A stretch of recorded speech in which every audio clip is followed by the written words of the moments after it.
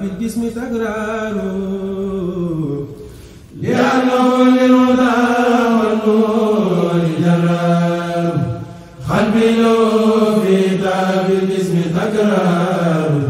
لأنه للهدى والنور جرار قلبي له في دار بالجسم تكرار لأنه للهدى والنور جرار يلوم جسمي دبا في الجلوس بلا علم ولا من بالعق من ركل من ñaanal di fàttu ci leen ñaan dëkk ci jotaay bi ñu fas yéene toog ci biir cadre l'islam ñëpp li mu yëkkati yàlla ak yonent bi fas yéene sàmmante ay kàddu ñu jungee ne muy lu am njëriñ ci ñun ñëpp ne buñ fi jógee kenn ku nekk am lu mu la fàttali lu mu la xamal lu mu delloo sa xel nga di ko teewlu ginnaaw adduna moom géej la te ku sàggan lap ci te dundu doomu aadama dafa gàtt lool ba nga xam ne daanaka dara xaju ci ku ko mënoon sa dund gépp doo ci def lu weesu jaamu yàlla rek gannaaw fa nu jëm ëllëg moom lu fa nit dawalul du ko fa fekk du fa demee te dootu mën a fàggu dara ndax du mën a dellu si waat kër bi nga xam ne mooy këru fàggu bi fi gën dootoo fàggu xam ne lu nit góorgóorlu ak lu mu jëf lu mu bari bu demee xeeb la mu defoon kon képp koo xam ne yàlla may na la sa noo gi di dem ak a dellu si nga fàttaliku loolu mu wóor la am nga tawfiq boo xam ne ñi fi jógee amuñu ko ndax gannaaw ñoom bu ñu leen laajoon lu ngeen gën a bëgg ñu may leen ko duñu wax lenn lu dul delluwaat adduna bu doon benn fraction seconde sax ndax ne jaamu fi yàlla loo xam ne bu nu dellusee mu jëriñ ñu ba tax Cheikh Ahmadou Bamba radiallahu taala anhu ne bépp noo ci dundug nit per la boo xam ne mooy per bi ëpp njëkk ci per yi kon bu mën koo misaale ci jamono yu nu nekk peru jamaam boo xam ne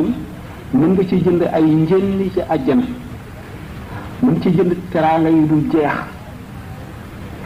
mën ci jënd daraja yu dul jeex ak taar bu dul jeex ak lépp loo aajowoo bu faju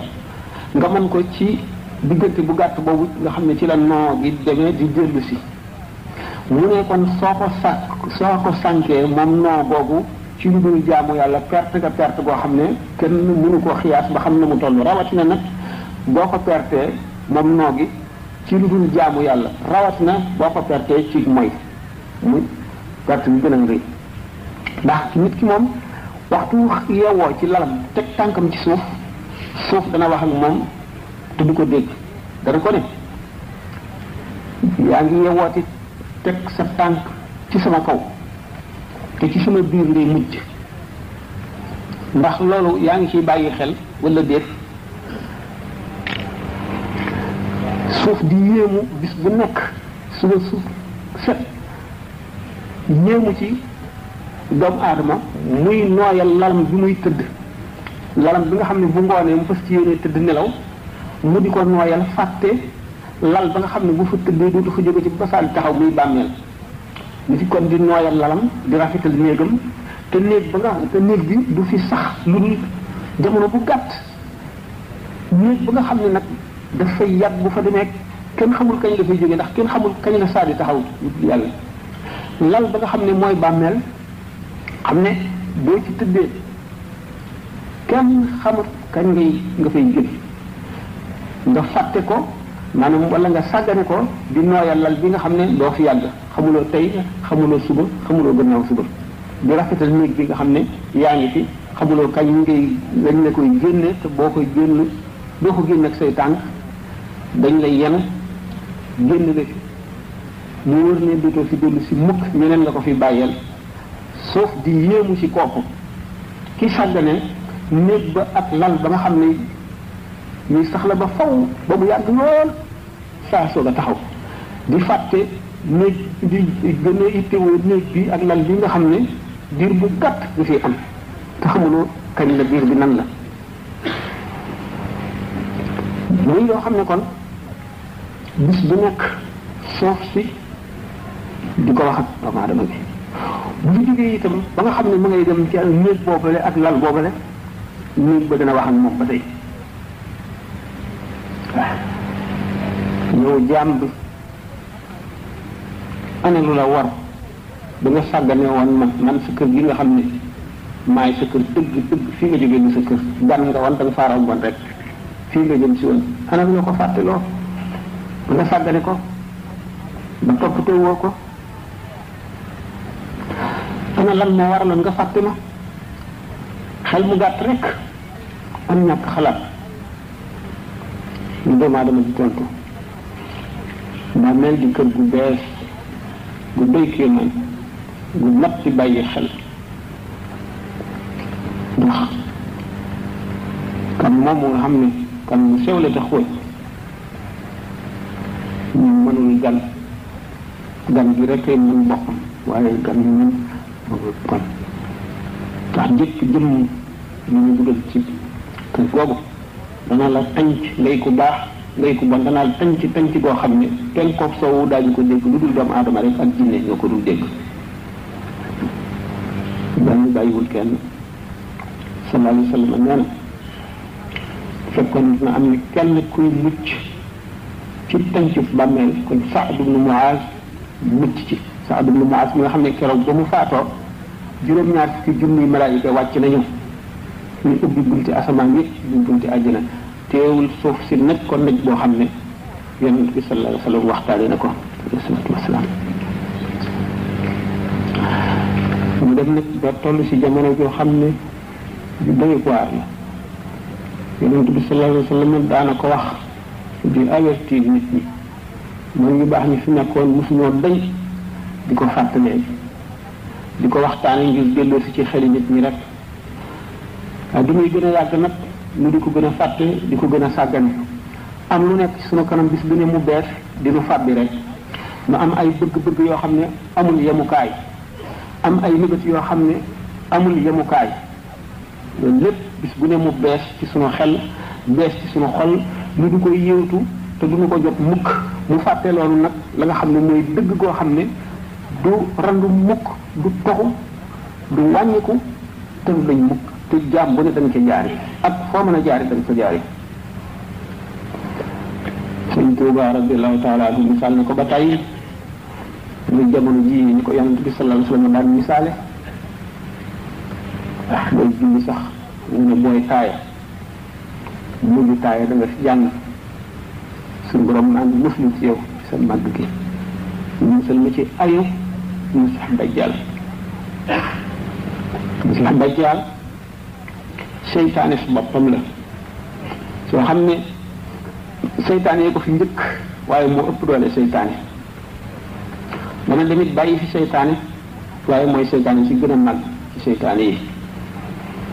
jamono yonent bi alayhi salaatu wasalaam amoon na ko ñu daan defoon ni mooy Masiix Dajjal muy Ibnu Sayyad Saafi Ibnu Sayyad waxtaane naa ko ci ay conférence yu bari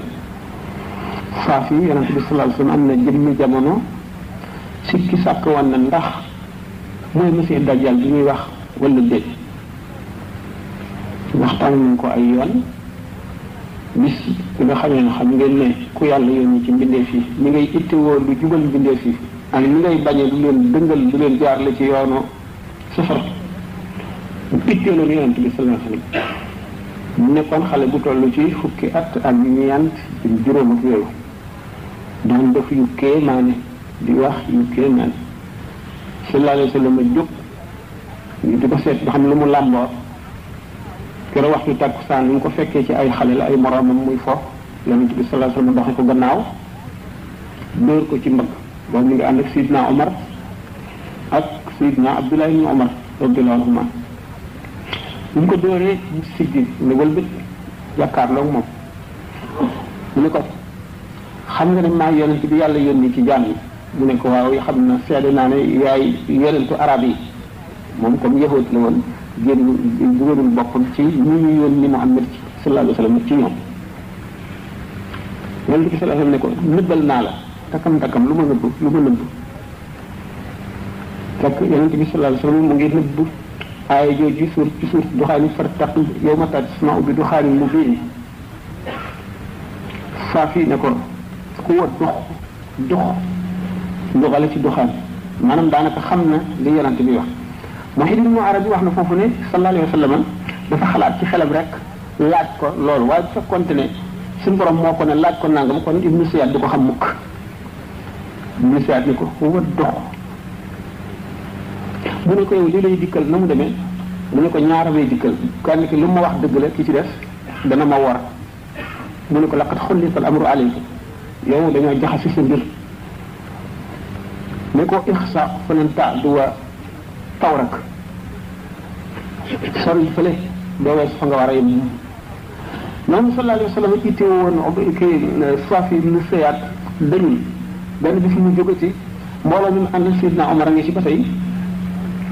mu dem ci benn tata ci tata yi yahuud yi nga xam ne ñoo wër Madinatul Munawwara fi nga xam ne fi la ibn Siyaad nekk yonent bi sallallahu alayhi wa sallam ak ñu mu àndal ñuy làqu ci garab yi tàndarma yi di yoot di làqu di yoot waxtaan naa ko ay yoon ba jub Ubaydullah ibn Siyaad Saafi mu ngi tëdd ci buntu néegi yaayam mu ngi teg benn furno bi muy wax mu ngi jabatu sallallahu alayhi wa sallam koy yoot ba jege ko yaayam ni ko Saafi loolu Muhammad nga mu dal ni bërëb du daw dugg ci néeg bi sallallahu alayhi wa sallam ñax bu ko yaayam bàyyi woon ma ak si mbërëb dina leer ñu seet dana jékki-jékki rëy ba fees mbedd mi ay xew-xew am na xew moom ak Abdullah ibn Umar ak ñu ne xew mu doon di Makka wante mu jina tuub waaye jullit ñi lakkal ko dajjaal ba mu sonn mu ne man daal nit ñi lakkal nañ ma te ñoom yéen saxaaba yonent bi sallallahu alayhi wa sallam war ngeen a xam ne comme sama mbir réer ñoom sama mbir waru leen réer ndax yonent bi sallallahu alayhi wa sallam nee woon na ibnu dajjaal yëwut lay doon man tuub naa dootuma yëwut newoon na dajjaal du dugg Makka du dugg Madina man maa ngi dëkk Madina maa ngi nii jëm Makka newoon na dajjaal du jur doom man jur naa doom may leen ma jàmm bu ma dajjaal mu ne nag waaye nag fu mu nekk xam naa ko de su ne la na nga de yow ci dajjaal jëlee yi nga bokk boo dul dajjaal bu mag may doomu aadama bi xalaat ne mbirum yàlla lu réer yi la lu diis yoo xam ne lii teg na doomu aadama ci diggante boo xam ne lu dul doomu aadama ñu ko fa mu di inna aradna al-amaanata ala as-samaawaati wal ardi wal jibaali fa abayna an yaxmilnaha wa ashfaqna minha wa xamalaha al-insaanu innahu kaana zaluuman jahuula amaanatu diini bi ko suñu borom azza wa jalla yëkkatee ci mbindeefam yi kan moo ko attan kan moo ñu ne boobu responsabilité lépp lu gën a dëgër ci mbindeef yàlla yi ñu wan la ko nga ragal gëmm wan ko gannaaw la hawla wala quwwata illa billah doomu aadama rek nangu koo taawu ñu responsabilité lu mag mu occupé position boobu nag ñëw ci àdduna daraam neenu ñu seet ëllëg léppam bis bu mu juddoo ba jooy bi mu njëkk a jooy ba keroog ñu koy doggali bis bu duggee ci bàmmeel lépp gën a ko bind daam ci mooy gémmiñam gi taf ni tamit xalimaam bi mooy baaraamam bi càngaay yi ñu ko sànge ci la koy bind mooy këyitam lépp nag ñaari malaayika ngi nekk ci ñaari mbaggam yi xam nañu ba xam ne muy xalaat dara lu leen ci ump amul kii bind lu baax kii bind lu bon kii bind caaxaan kii bind wax ju dul dara kii bind wax joo xam ne dafa bari dox diggante nit keeg xalaat yàlla wala def lu koy jëriñ ci àddina wala ci àllaaxira lépp ñu bind ko di ko seet ëllëg lu ci jëmoon ci yàlla di perte nit ki yéeme suñu borom mi nga xam ne moom dong ko xam teewul ngir saxal aw lay ci kawam ëllëg mu boole kooku malaayika yooyu koy seet ki nga xam ne mën na nax sax doomu aadama yëpp waaye bu yàgg ba mu mën nax yàlla wala mu nax malaayika yooyu Sayyidina al-Hasan al-Basri ne topp na ci benn néew bu ñu tàdd di ko yóbbu ñu ko ñu àgg ci bàmmeel yi ba yenniku ko mu dégg benn jigéen ne yéen waa bàmmeel yi gan gu foor gu rëy ñëw na ci yéen waaj leen Sayyidina al-Hasan al-Basri radiyallahu anhu dégg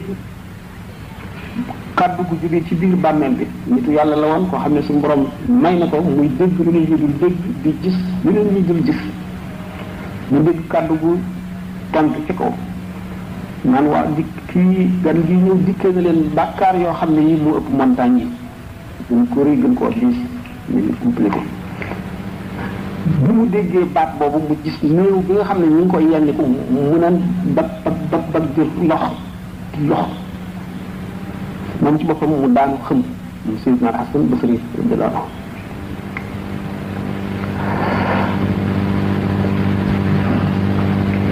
doomu aadama bi xalaat diggante boobu li fi xew te buñ ko seetee fii rooxam di rote lu muy tiis ak jaar-jaar yi mu fiy jaar lu ñëw gannaaw de lu mujj ñëw rek gën a tiis lu mujj ñëw gën a tiis lu mujj ñëw gën a tiis ba keroog ki di nekk ci bàmmeelam doomu aadama yi ñëw yenu ko ba denc ko foofu fàtte ko nekk seeni soxla moom daf fay nekk rek ba keroog saa di taxaw nit ñi fàtte ko lu dul ñaan bu ko fa fekk bu ko jëmee ci nit ñi dund waaw sallallahu alayhi wa sallam nee na néew ci bàmmeel mu ngi mel ne ki lab ci géej amul mel pexem boppam lu dul xalaat ku ko soppali moom lay xaar ni ko noonu néew bi ñaan bu ko fa fekk rek lay xalaat ba keroog ñu ëf buft ak suuf malaayika mi koy ëf ñu keroog bis penc baay ñaari ëf moo am bu njëkk bi ci lépp lu doon dund dee lépp lu doon tooy wow te mooy faxul fi suuri fa fazaa man fi samaawaati min fadlin illa ma sha allah kunaa tey daaxirin wa tara al-jibaala tahsabuhaa jaamidatan wa hiya tamurru marra as-sahaabi subhaanallahi allazii atqana kulla shay'in wa huwa bimaa ta'maluun ak bu njëkk bi la lépp di raaf alxuraan li mu setti mooy illa man sha allah lépp luy xam lu dul ñuy soob yàlla bu tàmbalee njaa àll yi ci àll bi gaynde yeeg seggeeg yooyu dañuy tiit ba daw di làqu si ci nit ki di leen wéttandikoo doomu aadama yi kenn ku nekk sa xel réer ñu continuer di ëf wala lépp sedd adduna bi di ngelaw ñeen fukki at ñu soog a ëfu ñaareel bi ñëpp dekki suur bi maanaam bëj lu mel ne bëjjën boobu nga xam ne moom la malaayika yi sax war koo ëf roo yëpp daje ci biir bëjjën bi xam ne bu ko ëfee mooy ëfu ñaareel bi roo yi tasaaroo dal ci bàmmeel yi doomu aadama yi bu ko commencé ëf suuf si fett di xar woote bi tàmbali mu dal di woote yi yéen jëmm yu ràpp yi yéen yax yu seey yi yéen borom bët yu yulliku yu sottiku yi yéen borom cër yu dagg tooy yi jóg leen wuy seen borom jóg leen ngeen dajeeg moom ci pàkk bu yaatu bi ñu àtte leen nit la pëllet mel na ko defet boobu génn ci suuf si doomu aadama yëpp ñu ko sallallahu alayhi wa sallam waxe tubxasini xurratan ufaatan waraatan ñu dekkiwaale mar woo xam ne mosuñu koo mar xiif boo xam ne mosuñu koo xiif coono boo xam ne mosuñu koo sonn tiitaange yoo xam ne mosuñu koo tiit lëndëm gu tëx kenn di gis sa morom dara warul kenn ñëpp way rafle la ñu doon doomu aadama yëpp rafle dara du leen wër kenn du siggi ku ci nekk sa wewu tànk ngay xool dox jëm ci bërëb ba doo dégg lu dul tànk yi ndànk lay dal ci suuf doo dégg lu dul loolu la tas moo illa hamsan jëm ci bërëb xam ne muy bërëb bu tiitaange bi bërëb bu layoo bi bërëb bu doy waar keroog lu lépp leer lu doomu aadama def moom dong kenn seedi wu ko lu dul malaayika keroog mu leer Seydina Ibrahima nabiyullah alayhi salaatu wasalaam moom la ñu njëkk a wadd ñaari malaan yu jóge àjjana ko waddee ba noppi wadd yonante bi sallallahu alayhi wa sallam yére yoo xam ne adduna bépp nit ñi mënuñoo àttal sax jar jàkkaarloo moom bu baax du doy waar woote boobu ñuy woo doomu aadama yi bu ñu ëffee bufta bi day mel ne kenn ku ne ci sa biir nopp lañ ko woowaay mu xumb koo xam ne bu dee wéyul woon da ngay dal di dee fi saa jant bi ak weer bi ñu falan ne tasaare biddiw yi lëndëm gu tëx yawma tubaddalu al ardu ghayra al ardi was samawati wa barazu lillahi al wahid al qahhar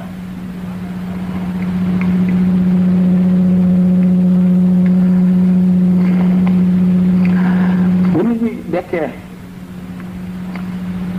ñu teqlikoo la ñuy doon kenn bokkul sa morom melo kenn niroowul ak sa morom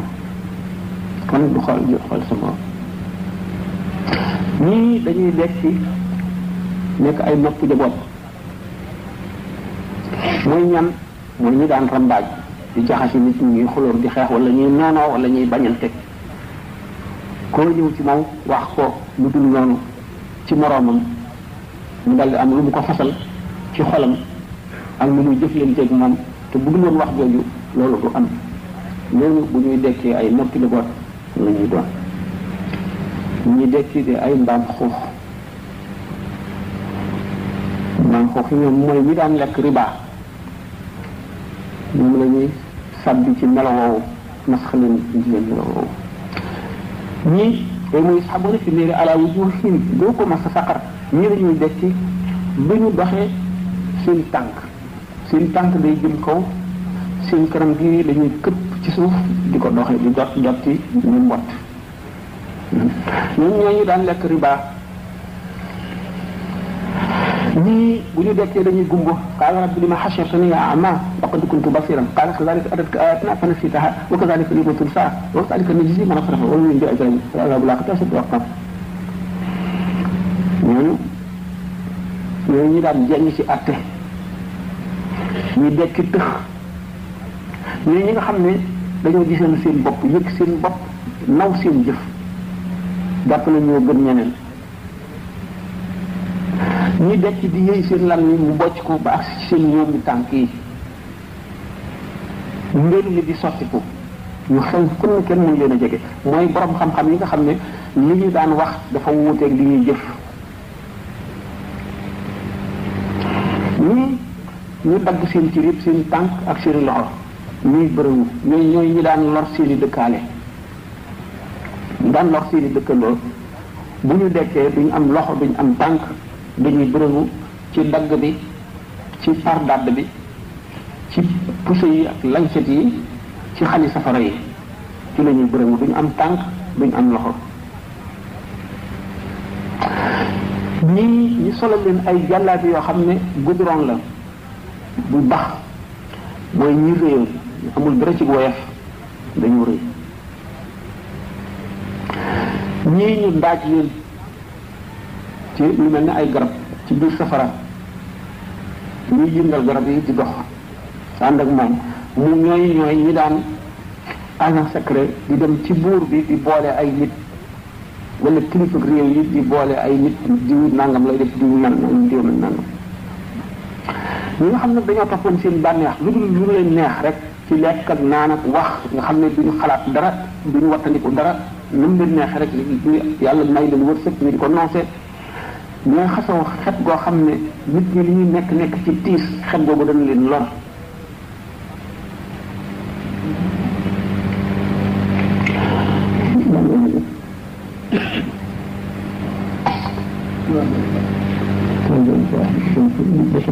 am na ay laaj kon nit ki am na gànnaay ñu continuer tuuti ba am na gànnaay am na lu mu war a yar fa ndox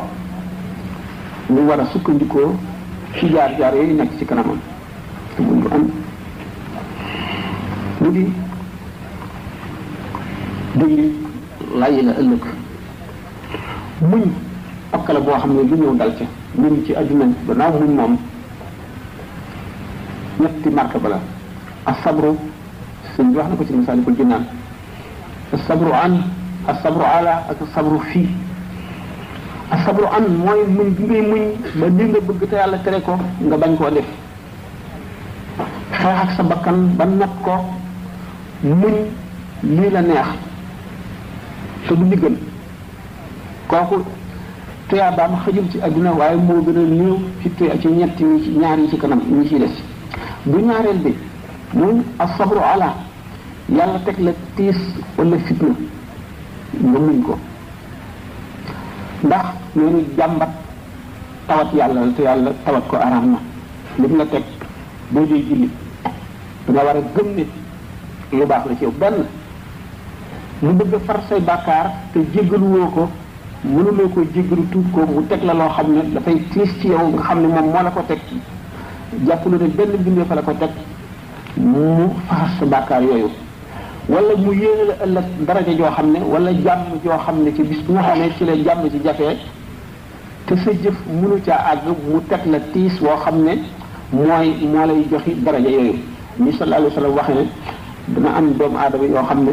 dañ leen di yeew ak buum ay càllale di leen xëcc jëme àjjana ñu déndoor ñu leen di xëcc bañ mooy ñi nga xam ne fa su ñëwee jëf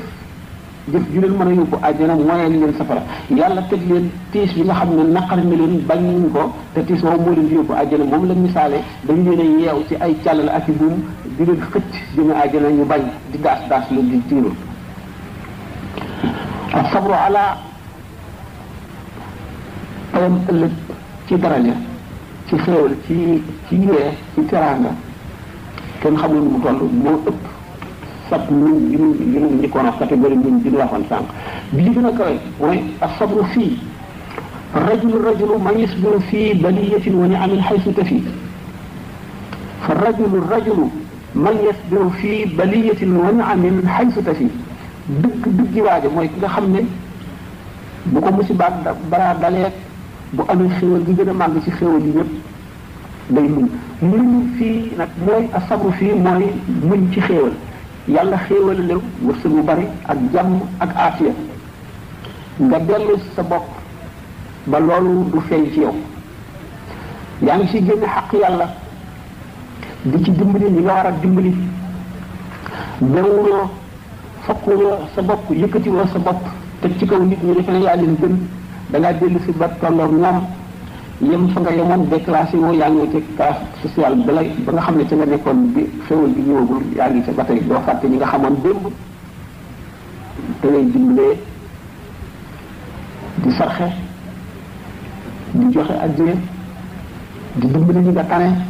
di xettali ñu nekk ci tiis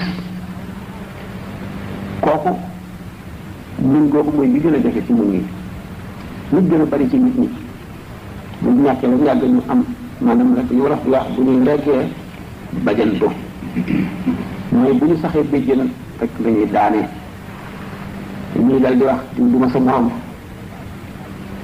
di nangam maa la nii maa la nee dañu moom mooy li gën a jafe ndax am xéewal gu mag te bewuloo nit dëgg ku am maanaa rek moo ko mën kooku mooy asabru fii moo ëpp daraje ci ñetti xeeti muñ yooyu ñu wax nit ki alalam ci ko lew mu yëkkati ci dara ngir yàlla def ko ci yoonu yàlla moo xam nit la ko jox ko yeewoo moo xam daf ko fanqe lu ñaaw wala daf ko yokkee lu baax mooy ñu nga jënd ko mu jar jënd jëf bu mu doon leneen mën na ca bëgg yàq ko ba mu def loolu mooy li nga jënd yaa ko moom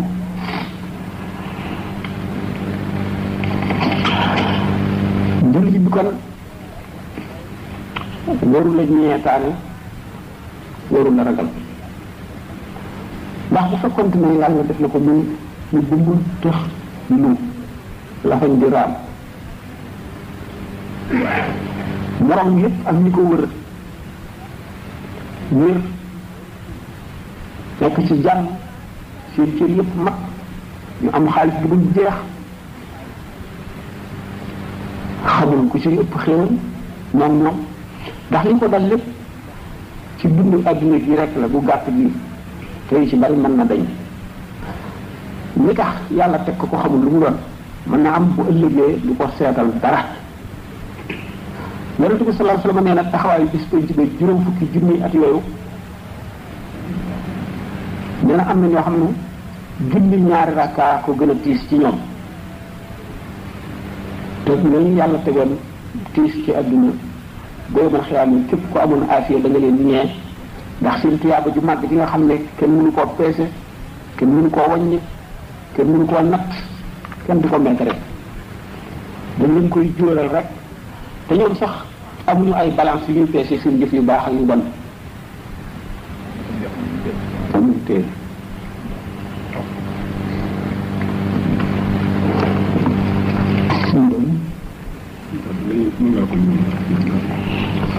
wala ahli balaa laysa lahum mizaanu wa laysa yunsharu lahum diiwaanu ñi suñu borom tegoon ay balaa ci adduna bu ëllëgee ñoom lu ñu taxaw ca kanam balance ya ñu seet li ñu jëf ci lu baax ak li ñu jëf ci lu bon ni ñu amee loon xaq duñ leen taxawu di jël seeni xaq ci ñoom amuñ sax téere yi nga xam ne ci la ñuy seet nit ki ndax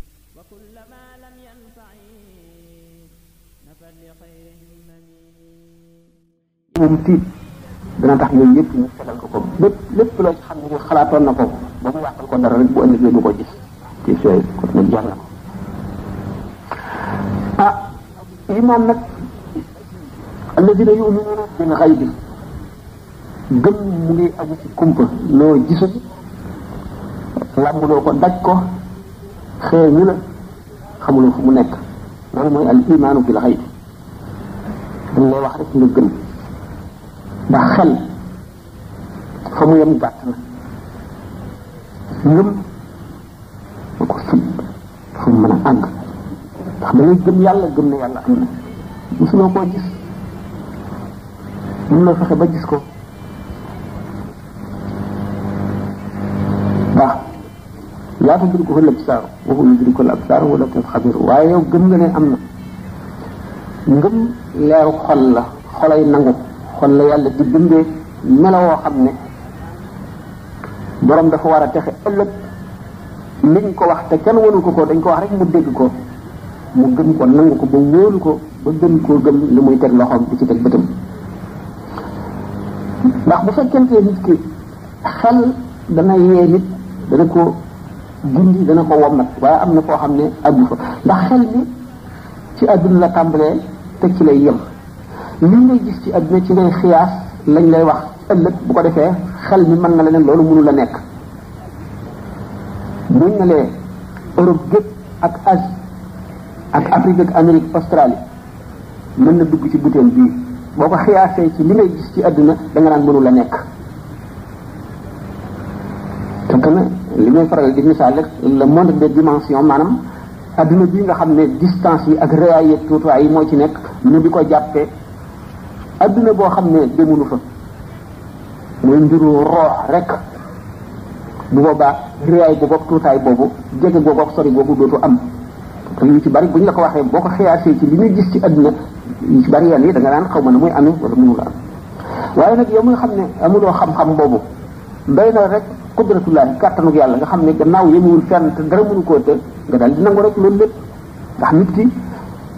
li kéemaane fi moom rek mooy lu ñu mësul a gis li mu xamut waaye li muy gis li muy yéeme day dem ba miin ko ba nga xam ne dootu ko waar sax dee dara gënu koo tiis waaye dem nañ ba dañuy yenu ku dee dem suul ko dellu si toog suñu kër di waxtaan duñu yàqal dara dañ koy dal di fàtte sax lu tax dañ koo miin rek nit ki bu mësul woon a gis jaan wala luy niru jaan ñu ne ko am na luy dox te du am benn tànk mu ne lu amul tànk na muy doxe loolu nga wax waaye gis bu ñu koy gis du ñu yéem du ñu waar ko yàq lu kii ñu bari noonu safara ku ko mësul woon gis mësuloo xam luy safara ñu ne la am na day loo xam ne boo ci jàppoon lu toll nii mën na lekk dëkk bi yëpp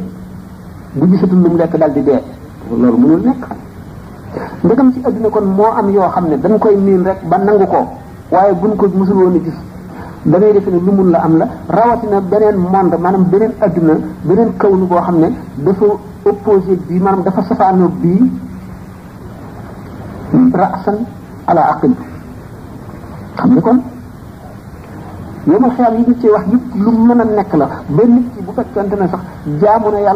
yàlla dëgg gi gën a sell boole kooku saxoo tur yàlla ak wattandiku ak di wéet di xalaat ba basiraam ubbiku day jàndoog yooyu yëpp ni mën a demee nga gis ne ni nga xamee ne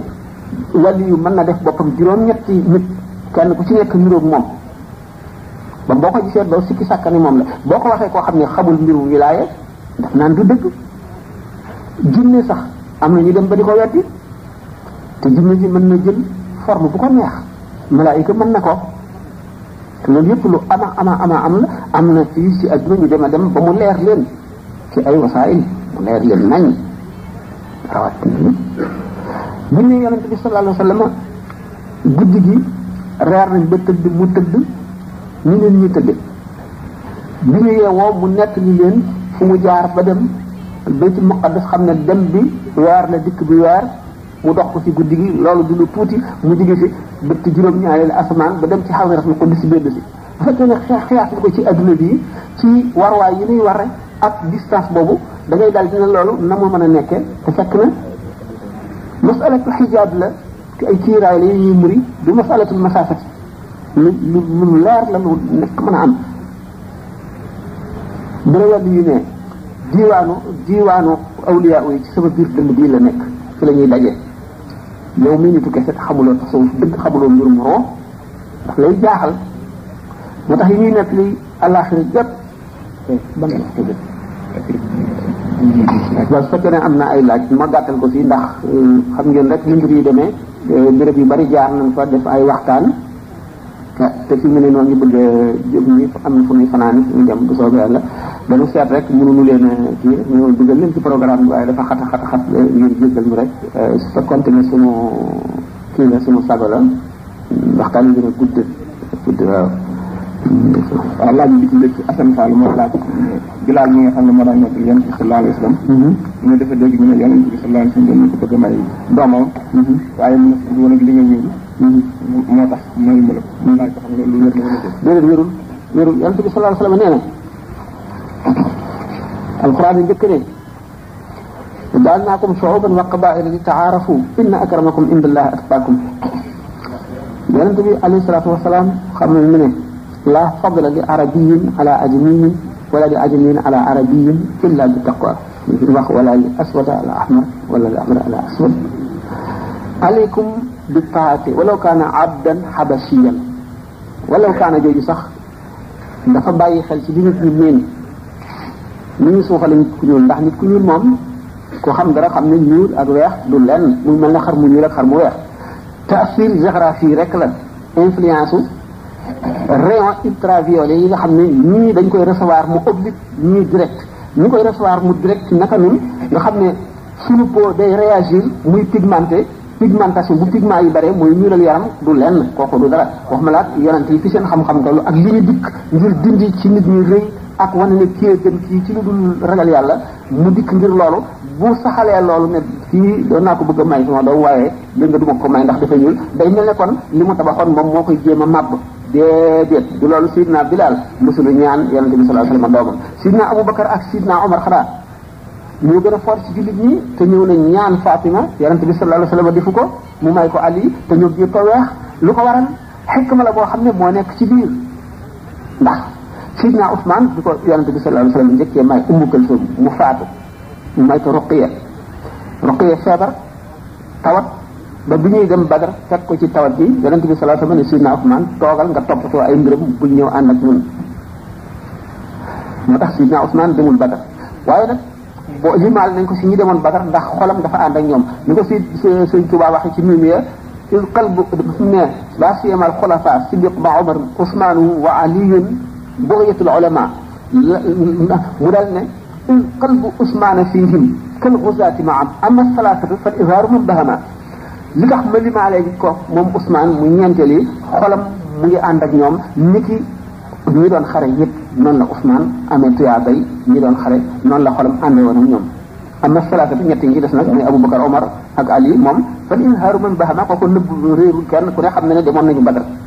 bi nga xamee ne Seydina Ousmane toog na ci Madina di def tam réew Sayyidatina Ruqayya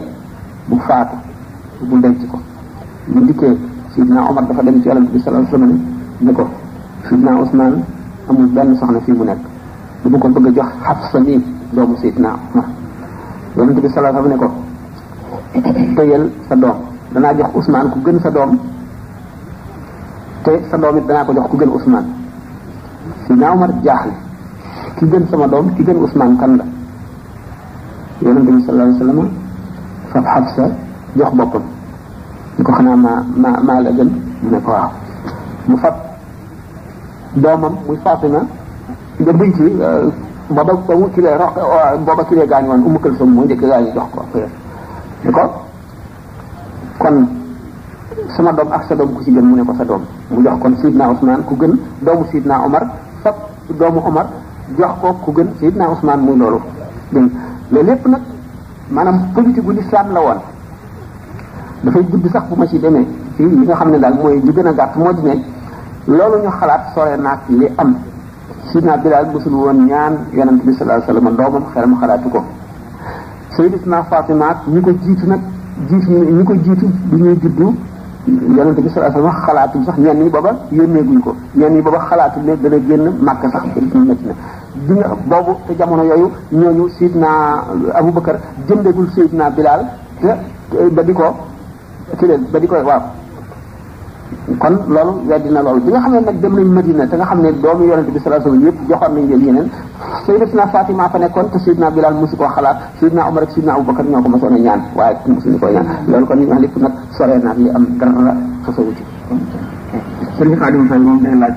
mu ne dima dégg ñu ne bu saa taxawee waaye du faale doom dëkk bu faale jabaram ndax loolu dëgg la wala déet li ci tamit itam mooy sëriñ bi nga xam ne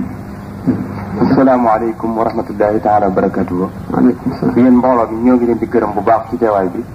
te di leen jox ndigal loo xam ñu ngi tukkee ci président dayo bi muy xam ne ni ñaar ñoo ñi nga xam ñoo yor mbuus yi di wër mbooloo mi ndigal lañ ci am kenn koo xam ne ci am nga yéene joxe addiya ak participam loo leen jox dina acte bi jërë ngeen jëf te tey sëriñ bi nga xam ne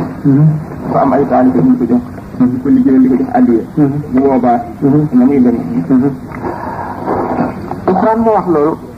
yawma yafirru al-mar'u min axiihi wa ummihi wa abiihi wa saahibatihi wa baniihi li kulli imri'in minhum yawma'idhin sha'nun yughniihi loolu luy am la inna zalzalata as-saa'ati shay'un 'aziim yawma tarawnahaa tadhalu kullu murdi'atin 'ammaa arda'at wa tada'u kullu dhaati hamlin hamlahaa wa tara an-naasa sukaaraa wa maa hum bi sukaaraa walaakinna 'adhaaba Allaahi shadiid waaye loolu ay jamono la yi am du jamono yëpp ñi nga xam ne muy sëriñ si nga xam ne manal nañu seeni taalibe dara fii lañ koy lijjantee ba mu leer loolu moom maa ngi ko nangoo booba ba ne laa moom man moo tey ji laa yemale ci maam Cheikh Mbaye benn bis mu jógee ca kër Buxaari yi naar ba daan jaay téere yi nee na mu dikk ne naar bi de lim ma doon laaj naan ma waaw gannaaw sallallahu alayhi wa sallam nee na doomu aadama bu ne da nga jaar ci juróomi tolluwaay yoo xam ne doo tal kenn dul sa bopp ñun ñi nga xam ne da ngeen a bëgg a jàllale seen bopp jàllale leen mbooloo na ngeen di def nee na ko xanaa yow xamuloo dara kuy nekk ba booba nga di ko jéem doo ko mën fii nga koy waxanteeg sama borom ba mu leer sooy ba bañ ngeen gis bañ ngeen a dégg waaw loolu mooy am kon loolu ñu wax dëgg la mooy li ñuy wax l'état général maanaam mooy li rek bokkul ak particularité yi daal ci misaal ay diggante la it yoo xam ne dañ koy weesu dégg ngeen sànq may wax ne Seydina Omar bi muy wax Kaab naan ko waar na te mu ne ko boo dikkoon saa ak jëfi juróom ñaar fukki yonent da nga am saa yoo xam ne doo tal lu sa bopp waaye kon ay saa lay doon xam nga ni Seydina Omar radiyallahu ta'ala anhu bi mu faatoo Seydina Ali radiyallahu ta'ala anhu nee na amul benn bindeef gannaaw yonent yi boo xam ne dajeeg yàlla ci jëfam doyee na ma ni ma dajeeg suñu borom amee jëfi Omar doyee ñu kon Omar ku doy waar te nee ñu benn rafet la ci rafeti Abu Bakar waaye ñun ñëpp teewul yonent bi settiwul kenn ci dammatul xabri boobu agit tollu ay bis yoo xam ne yi nga gis ndax bu keroogee li lay wan ne tiit bi moom dana matale ba si yonent yàlla Ibrahima ci boppam naan suñu borom maay sa xarit man Ibrahima maay sa xarit sama bopp rek laajuma la xeetali kenn sama bopp rek laa tal loolu ku ne xam ne ndegam Ibrahima mi nga xam ne gannaaw Muhammad sallallahu alayhi wa sallam moo gën ci mbindeef yi moo gënal yàlla ci mbindeef yi ba yàlla ci bopp moo wax ne Ibrahima wattaxaza Ibrahima xalilan kon jaar yooyu mënu la ñàkk waaye nag fankul dara ci la yàlla mayee woon yonente bi sallallahu alayhi wa sallam nee na yadxulu fi shafaati rajul min ummati mislu rabiata wa mudar lu toll ne giir rabiata ak giir banu mudar yépp lu bare ne ñoom benn waaye rek sama xeet yi dana ko rambu rabiata ak mudar moo ëpp wala fak tukulóor te sama bari ba bëgg de kenn nit rek di leen rammu te yonente bi sallallahu alayhi wa sallam ko wax kuy rammu kay waxtu wa ngay rammu amuloo njàqare amuloo jaaxle amuloo tiit sa bopp itteelatu la waxatoo man sama nafsi kon nafsi ay diggante dong la yoo xam ne suñu borom dana si jaarale jaam bu nekk waaye du fanq dara ci lim mayewoon te du ko biti dara jëmm ja dem banaan wajhu allazi yuhibbuni yabyaddu yawma wujuhu su'ada tabyaddu képp koo xam ne sopp nga moom bu keroogee sa xar kanam day leer nañ te boobaa ñi texe dong da seen xar kanam di leer lu ko yàlla wax loola xamal ko mu wax ko nga xam ne ñëpp gàddu nañu responsabilité te ñu bokk ci kumalul awliya yi du ci agin dañoo ñeme bor dañoo am pay te li ñuy def lu ñuy làmbatu wala rafet njorte leen te yóbbu ndax ñàkku gor caaxaan lekku ko xëy na ba jaam bi am ni jënd ci alalam jaam bi nga xam ne yoon nangu na ko te loolu diggante bu gàtt la woon ci jamono kooku sañ na lekk ñu xam ndax moo ko jënd ci alalam waaye loola dafa dal di gaaw a weesu léegi gor fu nekk yaa moom sa alal mu ne nit waxee lu tax ëllëg mu nax la ba lekk sa alal boo yow ma xëyaanee da nga jël sa xàq ci moom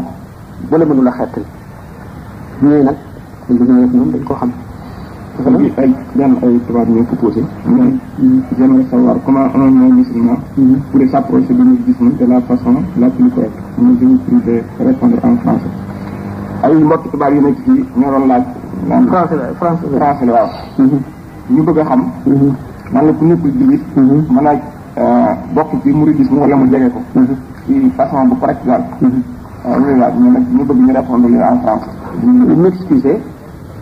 je m'adresse à nos frères humains qui m'ont posé une question qui me paraît très importante. Il faut que j'y réponde. Je m'adresse à vous, mes frères humains. Je vous dis que le mouridisme est dans le cadre de l'islam. Donc, c'est tout à fait réservé aux musulmans. Mais c'est une méthode spirituelle. Vous savez que les grands saints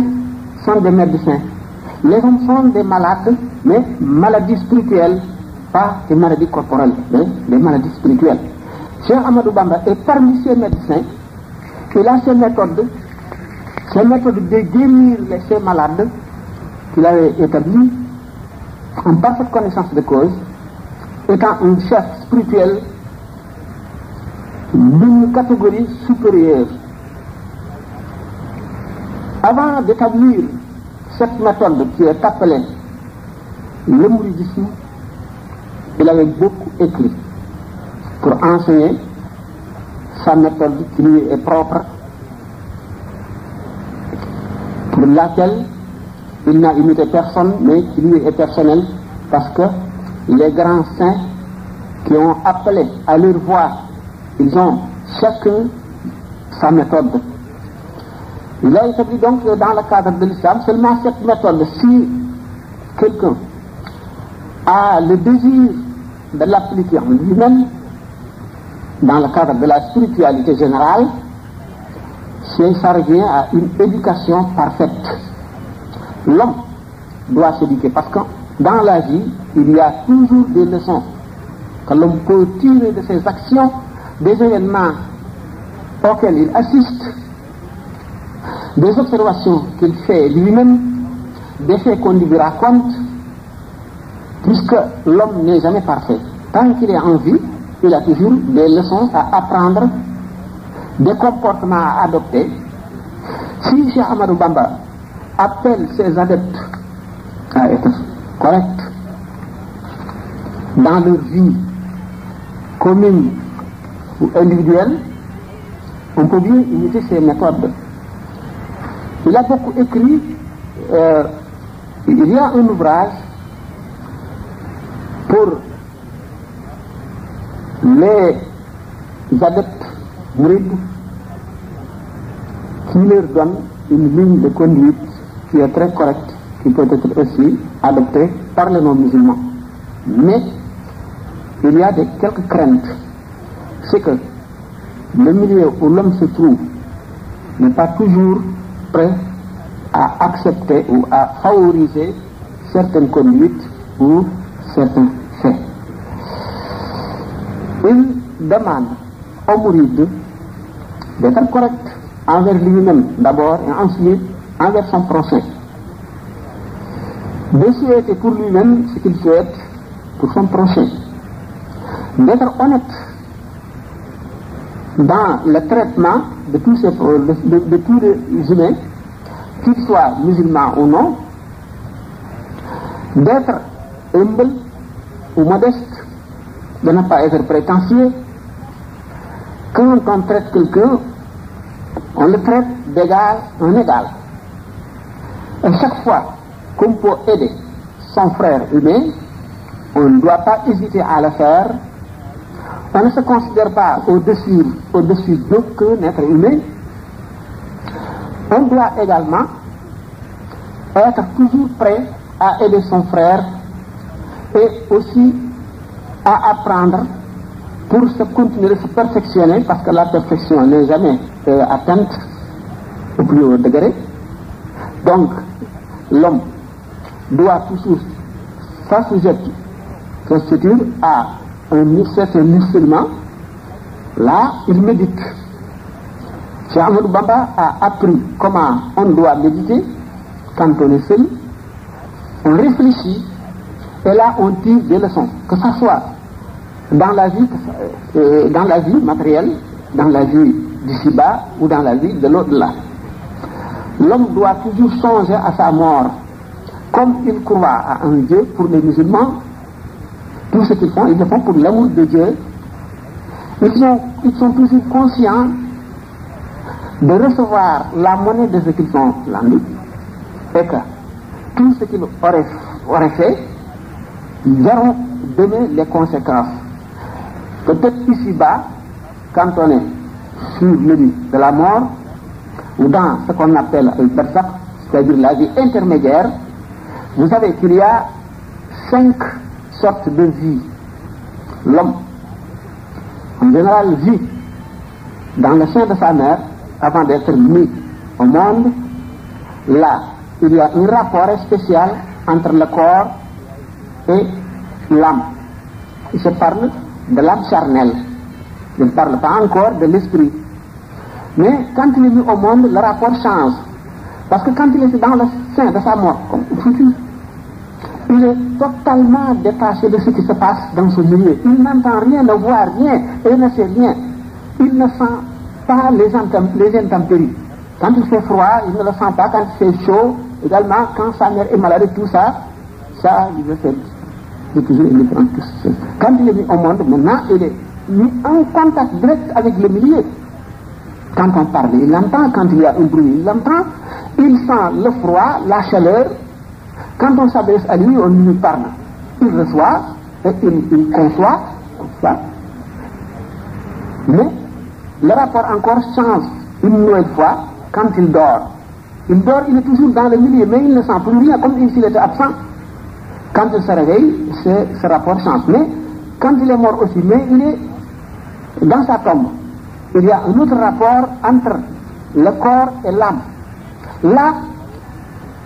l'âme se détache totalement du corps, sauf que le corps peut toujours devenir poussière, mais l'âme reste intacte. Et quand il sent quelque chose, il le sent dans sa tombe, comme s'il était vivant. Ce rapport aussi change une dernière fois le jour de la résurrection. Vous voyez, la méthode de Cheikh Ahmadou Bamba indique l'homme pour être prêt à s'adapter dans chacune de ces situations. Pour celui qui n'est pas musulman, quand il imite un mouride, il y a une éducation qui s'arrête ici-bas. Parce que les conceptions ne sont pas les mêmes. Pour le musulman, il y a au-delà des choses dont le prophète lui avait parlé, lui il a une foi, il s'apprête à s'adapter à ces choses et puis à se comporter comme il se doit, le cas échéant. Mais pour le non-musulman, qu'il soit libre penseur, qu'il soit déiste, qu'il soit matérialiste, il vit ici-bas. Il a des rapports avec ses prochains hommes. Là, il doit apprendre comment il se comporte avec eux. Ce qu'on appelle en arabe le suluk. Pour un mouride, quiconque est toujours capable de le tolérer parce que il ne s'acharne pas, il n'est pas âpre au gain. Parce qu'il est complètement détaché des choses matérielles d'ici-bas. Quand on est détaché des choses d'ici-bas, on ne souffre pas de la maladie, encore moins de la pauvreté. Quand on est maltraité, on ne souffre pas. Pourquoi? Parce qu'on vise autre chose au-delà de cette vie humaine. Donc on se réduit contre toutes les difficultés de ce bas monde. Si on n'est pas attaché à la fortune, on peut tolérer n'importe quelle. On peut rester tranquille dans n'importe quelle situation. On doit patienter toujours. Parce que nous considérons que quand quelqu'un se montre injuste envers nous, on nous fera justice demain devant Dieu. Si vous représentez ce que c'est que cette justice devant Dieu, cette offense paraît insignifiante et même négligeable. Tu n'en tiens même pas compte. Et il y a un degré, une fois atteint, l'homme, dans l'amour de Dieu, est devenu anéanti, totalement anéanti. Donc, si comme rien ne l'a concerné ici-bas. Alors là, si l'homme est détaché donc des choses d'ici-bas, il n'aura pas de rancune pour n'importe. Celui qui se montre injuste envers lui, il le tolère. Mais il n'a même pas besoin d'être toléré, mais il est indifférent. Il est indifférent parce que il voit qu'il sera récompensé de cette offense demain. Et il pardonne même celui qui se montre injuste envers lui. Il le pardonne parce que s'il le pardonne, moyennant une récompense immense demain. Donc pour le non-musulman, il peut adopter le bouddhisme, mais pas dans le vrai sens du mot, mais dans certains côtés. Dans quel côté? C'est-à-dire être patient, juste, honnête,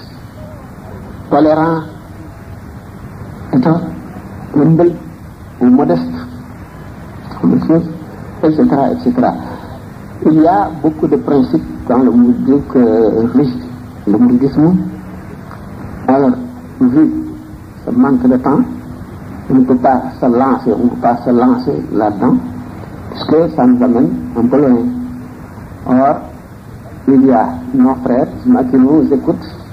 et ils ont les pas, parce qu'ils sont des moyens limités aussi. Il faut que je continue de leur parler, ils ont des questions. Alors, qu'ils me posent, il faut que je réponde dans la mesure du possible. C'est pourquoi, alors ce qui m'empêche de continuer, alors en fait, mais peut-être ce que je peux le résumer, ça pourra vous être utile. Quand l'homme ne s'attache pas,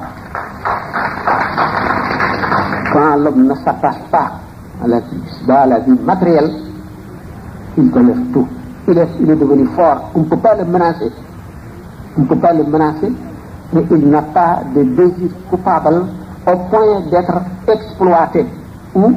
corrompu. Vous voyez donc, c'est de l'énergie, ça donne à l'homme l'énergie qu'il faut pour résister à toutes les tentations et à vivre honnêtement jusqu'à la fin de sa vie. Donc, le mouridisme a cette utilité, porte ce fruit pour les musulmans dans le cadre de l'islam et pour les non-musulmans aussi. Il y a bien des caractères, il y a bien des qualités un compo imité et ses qualités vous serviront dans la vie d'ici-bas. Alors xanaa koy laaj